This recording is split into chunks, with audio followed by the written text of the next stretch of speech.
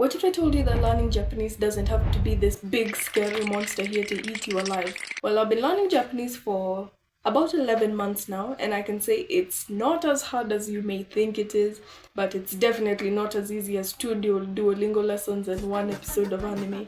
There are some stuff I wish I could tell myself when I was starting off to literally save time. So here, today, I present to you your $0 blueprint of starting language learning, hitting the ground running to save time and effort. Start by learning hiragana and katakana.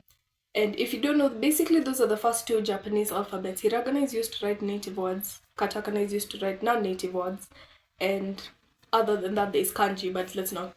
You can think of that later. Most of the time, I see so many videos online saying it's not a must to learn hiragana. You know, we have romanji and all, but just think about it. If a Japanese native came to you and told you, "Hey bro, I've been really wanting to learn English, but I don't want to learn the alphabet," you'd probably say something like, "Yeah, that's okay, it's your choice and all, but I'ma just warn you, it's going to be very hard for you." So it's basically the exact same thing in Japanese, you know, because most of the words and even resources for learning have hiragana and katakana in them. If you don't learn them, it's going to be very hard for you, and not everything has romanji, so you're going to be limited. And they don't even take that long to learn. Like, I took 2 weeks personally to learn the two. I was learning about 2 columns a day, so just writing them down before bed.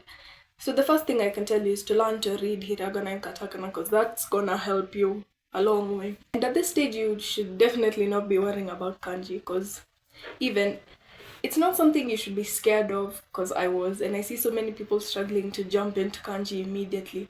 But what I can say is, even the more you do grammar lessons and you encounter vocab, then you're likely to see kanji a lot. You can see what the ones that keep repeating themselves, and you'll know which ones are important. And if you do like writing kanji, like me, and you want to feel all ancient and samurai, then you can try doing your grammar lessons physically or writing physical vocab, flashcards, and in a book. So that's how you can learn how to write the basics, but don't stress on learning all of them. And I think a really crucial step at the beginning stages is to get used to how the language actually sounds. If I could go back to myself when I just started learning, I'd honestly recommend to take in more visual and audio media, you know, made in Japanese, for Japanese, by Japanese people. Honestly, anything that you like, anime, TV dramas, podcasts, really good. Condensed audios are also really good. You can listen to music to immerse and all, but it won't be as effective, because honestly, there are even some English lyrics that I still don't understand, or I didn't know, and it took me years to hear them. But they're also very good for immersion. You can also pick up a bit of vocab and learn how words are blent. Just no subs, just raw spoken language. Even if you don't understand a thing, just get used to natural speed as soon as possible, even if you don't understand a thing, honestly. And you can listen to beginner content, beginner listening practice, a bit to maybe test yourself, but it'll feel very babyish after you've gotten used to how it sounds naturally and that normal speed on a daily basis. Get used to how the language sounds. You will not understand anything, honestly, but you need to be okay with that, because even right now I can say I don't understand some stuff. I don't understand most stuff, actually, but I'm able to comprehend a bit. But you can hear, you can see how the speed is going, and even as you learn, you'll be able to pick up vocabs and hear a little grammar rule that you learned here and there. So the point is just listen to the language as much as possible.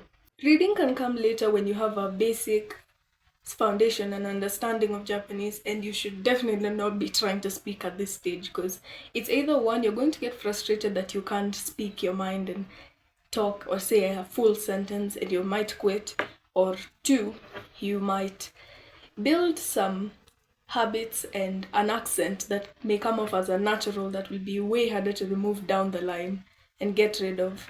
So it's better to just don't try speaking at this stage. Just focus on learning the basics, basic grammar, basic vocab, and basic rules, hearing how it sounds.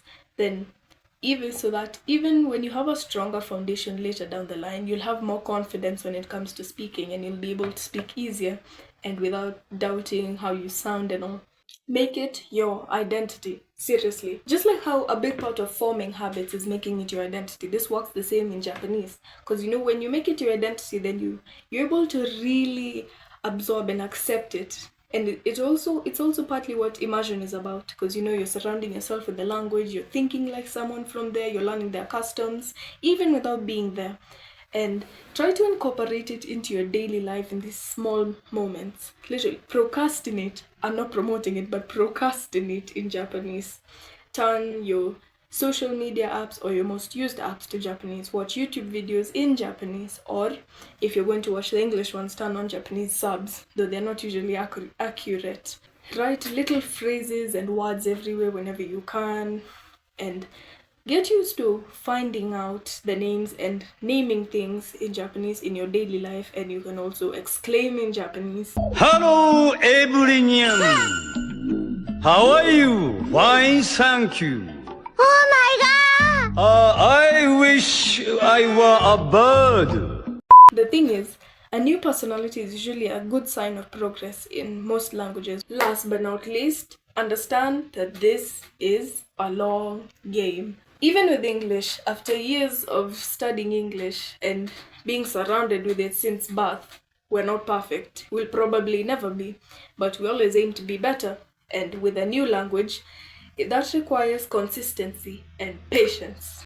A lot of patience. Even after nearly a year of studying Japanese, I can say I can only understand a handful of vocab in a podcast. Sometimes I really can't even tell what it's about. I have learned a bit of grammar rules. I don't know them all. I have way more to learn. I'm slightly scared of reading, and I definitely cannot speak yet. I can't have a natural conversation yet. It takes time to speak naturally. To get to native level speech, it takes time. If you expected a get fluent in 2 months guide, then sorry, this video is not for you. I'm sorry for wasting your time. You need to understand, learning Japanese is a long game, probably a marathon you're going to be running for a very long time, and the last man standing attitude is definitely a keeper in this case. You're just going to have to keep going with it and take your time to go with it every single day, even if you feel like nothing's happening. One day it's just gonna break through and all. It's about the same for all the languages, honestly. I'm thinking of making this a mini series of language learning, maybe specifically Japanese, or language learning in general, universal tips, because of school I'm also learning French, so I can also give some ideas there. In these videos most of the time they started talking to prove their level, but I can't do that yet, clearly. So yeah, anyway, keep thriving, take action, see you in the next one. Thank you for watching this video. Your $0 blueprint to last